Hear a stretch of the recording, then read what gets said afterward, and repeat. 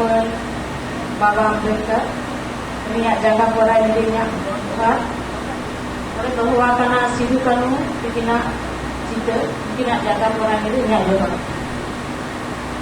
मंचे उपविष्ट आज के महार दिन माननीय सदस्य सरि अतिथिबृंदर के सशस्त्र प्रणाम सामने बाबा मा तुल्य गुरुजन दादा दीदी सबाई के जोहार और एखाने भाई बोन छोट छोट स्कूल থেকে এসেছেন সবাইকে দেখছি তাদেরকে আমার ভালোবাসা জানিয়ে দু এক কথা আমি বলতে চাই।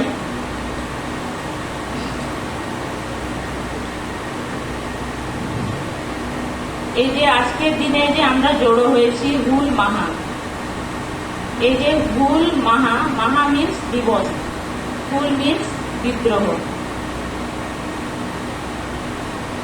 আজকের দিনে দেখা যায় যে আমাদের হুল মাহা যে দিবসটা পালন হচ্ছে ওটাকে নাম পরিবর্তন করে রাখা হচ্ছে হুল উৎসব।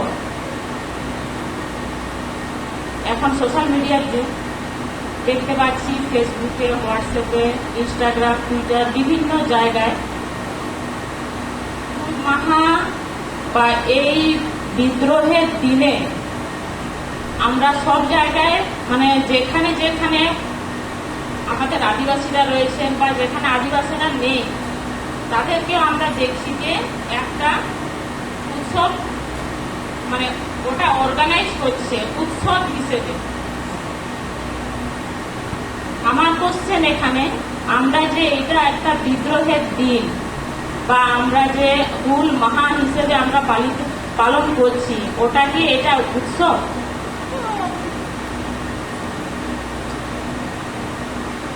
1855 সালে যখন বিদ্রোহ হয়েছিল ওই বিদ্রোহ কিন্তু উৎসব আকারে নয়, পালিত হয়েছিল ইংরেজ সরকার বা এই যে সুদখোর মহাজনদের হাত থেকে এই যে অত্যাচার, তারপর বিভিন্নভাবে দলিত মানুষদের ওপর অত্যাচারের বিরুদ্ধে সোচ্চার হওয়ার জন্য প্রতিবাদ একটা বিদ্রোহ করা হয়েছিল। কিন্তু ওই বিদ্রোহ কি ওই সময় যারা করেছিলেন ওটা কি উৎসব? নিশ্চয়ই নয়। আমাদের অধিকারকে বাঁচানোর জন্য, আমাদের মানুষদেরকে বাঁচানোর জন্য, নিজেদের মান সম্মান, ঘরের মেয়েদের এইসবের বিরুদ্ধে বিদ্রোহ। কিন্তু এখন আমরা এই জিনিসটাকে তুলে এনেছি কোথায়? একটা উৎসবে। ঠিক আছে, উৎসব কোথায় হয়? যেখানে নাচ গান হই হুল্লোড় বিভিন্ন রকমের অনুষ্ঠান হচ্ছে, ডিজে, হ্যাঁ এখন আবার কি সব ঠিক নাম জানা নেই, বিভিন্ন জায়গায় দেখা যাচ্ছে যে এই আজকের দিনে পালিত হচ্ছে। আজকের বিকেল থেকে পোস্ট শুরু হয়ে যাবে। ঠিক আছে, কি হিসেবে? হুল উৎসব। আমরা এই জিনিসটাকে খুব মানে বিশ্রীভাবে আমাদের জেনারেশনের সামনে আমরা প্রতিস্থাপন করছি যে উৎসব হিসেবে। তারা এর পরবর্তীকালে এরা কি বলবে? এদিনে উৎসব হয়, এই একটা কালচারাল প্রোগ্রাম হলো, কয়েকজন গণ্যমান্য ব্যক্তি ভাষণ দিয়ে দেবেন, তারপরে কি হবে? এখানে একটা স্টেজ হবে আর ওখানে কি হবে? ডিজে বাজবে আর নাচ করবে সবাই। এটাই তো দেখা যাচ্ছে।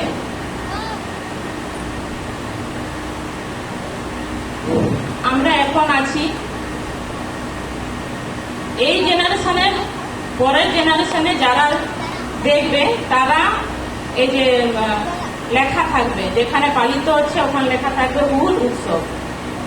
তো আমার কোশ্চেন এখানে বা আপত্তি এখানে যে এখানে যারা আপনারা শুনছেন আমার কথা, একটু ভেবে চিন্তে এই জিনিসগুলোকে একটু অ্যাভয়েড করার চেষ্টা করবেন যে আমরা আমাদের জেনারেশনের জন্য কি রেখে দিয়ে যাচ্ছি।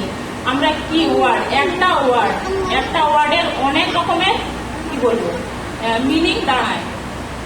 আমরা সেই মিনিং, একটা ছোট মিনিং থেকেই সে একটা বিকৃতি হয়ে একটা আলাদা জায়গায় পৌঁছে যেতে পারে। আমার সমাজের কাছে আপনারা সবাই আছেন, আপনারাই তো সমাজ।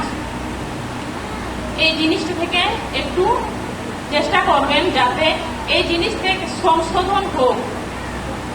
আমি অনেক বছর থেকে দেখে আসছি যে আজকের দিনে এই দিবস যেভাবে পালিত হলো, আমরা দিবস পালন করব কিভাবে? আমরা দিবস পালন করি কেন? ওই সময় যখন ওনারা আমাদের মতন মা বোনদের জন্য সিধু কানু, চাঁদ ভাইরো সবাই যখন, আর আমাদের দেশের মানুষ সবাই যখন এই বিদ্রোহে ঝাঁপিয়ে পড়েছিল, নিজেদের কথা না ভেবে, নিজেদের ঘর সংসারে কথা না ভেবে, তাদের শুধু একটাই উদ্দেশ্য ছিল যে বাঁচতে হবে আর সবাইকে বাঁচাতে হবে। তো আমরা সেই তাদের বলিদান আমরা কি করছি এখন? এটা ঠিক নয়। আমরা এই জিনিসে যখন এত বছর পরে, যখন 170 বছরের পরে এই জায়গায় এসেছে, আমরা 30 বছর পরে কি দেখতে পাবো? তখন আমাদের একটা যে বিদ্রোহ হয়েছিল মানুষকে বাঁচাতে, সেইটা কোন জায়গায় দাঁড়িয়ে থাকবে 30 বছর পরে? এটা খুবই লজ্জার বিষয়। আমার মন্তব্য, এটা বক্তব্য যে আমরা যেখানে থাকি, ক্লাব, তারপর সংস্থা, যেরকম যেখানে যেটাই থাকুক না কেন, আমরা চাইবো যে এইসব জিনিসগুলোকে যাতে আমরা সংশোধন করে, অ্যাভয়েড করে ভালো জিনিসকে আমরা আমাদের সমাজে রাখবো, যাতে আমাদের ভবিষ্যৎ যারা ছেলেমেয়েরা আসছেন, আমাদের পরের জেনারেশনরা, তারা যাতে সঠিক পথে হেঁটে চলে। ওরাই তো আমাদের উত্তরসূরি। আমরা যদি এখন ওদেরকে ভুল পথ দেখাই, তাহলে তারা কি পাবে? আমরা যদি সঠিক পথ দেখাই, তারা সঠিক পথে হাঁটবে। আমরাই যদি এখন সেই ভুল দিবসকে একটা বিদ্রোহের দিনের মতন একটা এই দিনে মনে রাখার মতন যেটা দিন আমাদের জন্য হয়েছিল, আমরা তখন বিদ্রোহ হয়েছিল বলে আজকে আমরা ভালো আছি, আজকে আমরা এই জায়গায় আছি। তখন যদি সেটা না হতো, আমাদের দেশে ইংরেজরা ছিলেন 200 বছর প্রায় রাজত্ব করেছেন। আমরা ভারতবাসীরা যদি ওই সময় ওই বিদ্রোহ না করতাম, আমরা কি আজ এখানে থাকতাম? নিশ্চয়ই নয়। আমরা যেখানে ছিলাম ঠিক সেরকমই থাকতাম, পীড়িত। তাই ভারত ছাড়ো, যখন ইংরেজদেরকে ভারত ছাড়ানো হয়েছে, আর এই বিদ্রোহ যখন হয়েছে, সাঁওতাল বিদ্রোহ, দুটোই কিন্তু একই জিনিস। দুটোই নিজেদেরকে বাঁচানো, নিজের দেশকে বাঁচানো, নিজের দেশের মানুষকে বাঁচানো, নিজের জাতি সত্তাকে বাঁচানোর জন্য করা হয়েছিল। তাই আমরা যেন ভুল পথে না হাঁটি, আমাদের চোখ সঠিক পথে হাঁটবে। আমার শুধু এটাই বলার।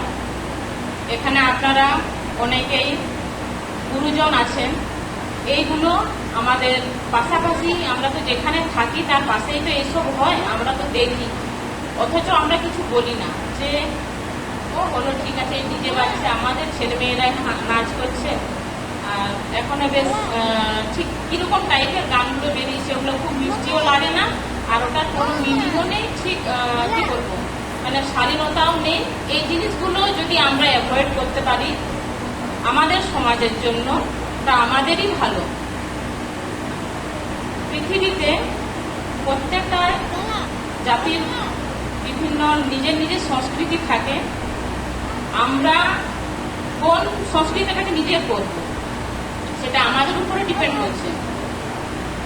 যেটা ভালো জিনিস আসবে ওটাকে অ্যাকসেপ্ট করবো, আর যেটা মন্দ জিনিস সেটাকে আমরা নেগলেক্ট করবো, অ্যাভয়েড করবো।